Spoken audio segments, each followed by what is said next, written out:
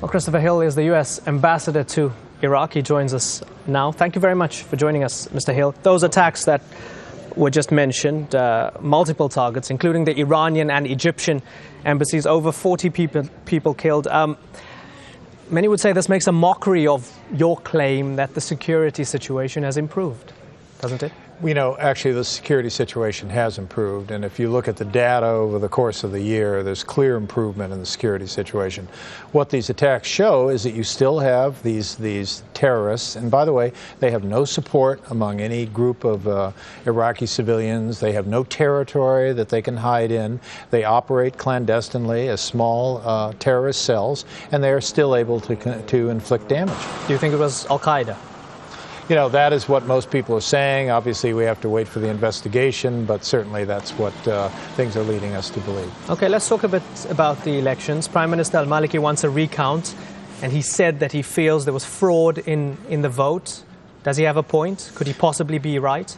Well, first of all, we think it was a very well-run election. We had the UN there working very closely with the Independent High Election Commission. We believe it was a very well-done election. Now, every candidate has a right to look at the election throughout the country and see whether they want to see some votes recounted, but they have to do that through a complaints mechanism. The complaints mechanism is in the courts, and I do believe that Mr. Maliki is trying to take that up through the courts, and he's made very clear he will live with whatever decision is made. Do you think it's sour grapes from him, perhaps? You know, again, there are elections all over the world, and when politicians lose an election by 2 seats, they have a right to kind of look very carefully and see whether they can find examples where they think if there's some real scrutiny that maybe it will change. So he has a right to take up issues through the established procedures, and that's what he's doing. These elections have seen a lot of difficulties in forming a government. The count itself was really close, and now there's been incredible difficulties ever since then. Do you feel that these elections have shown that sectarian politics are alive and well in Iraq? I think what these elections showed is that the results were very close.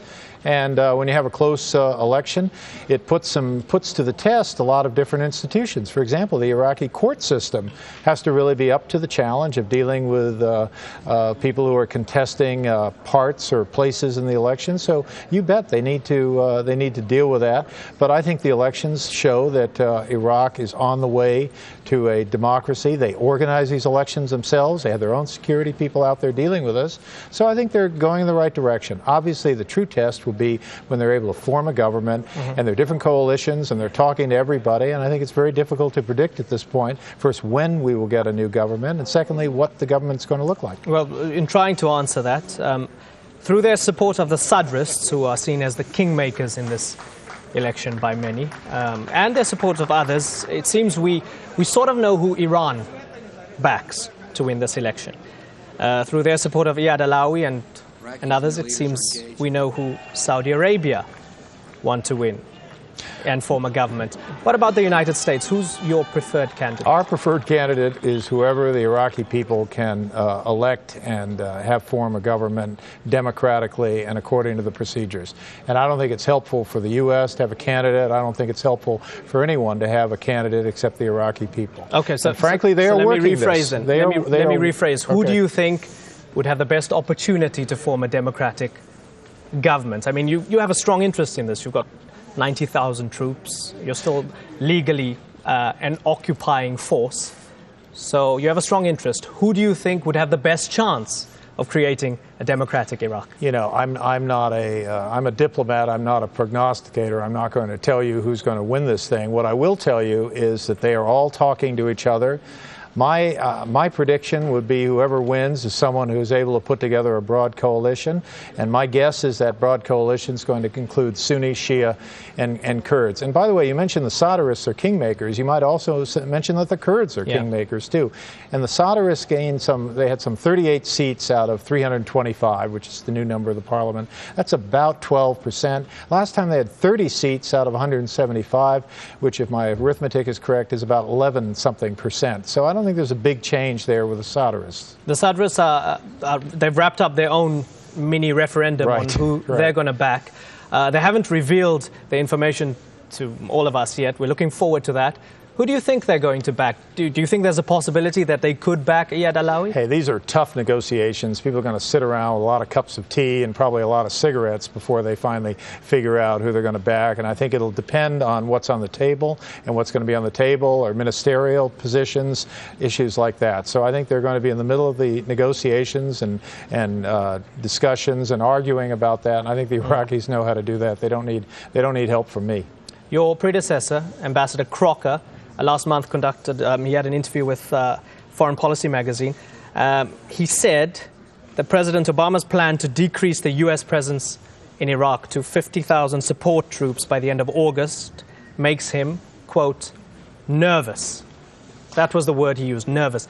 Does it make you nervous? No, it does not. In fact, I've been living in Iraq in the last year. Ambassador Crocker left in February 2009.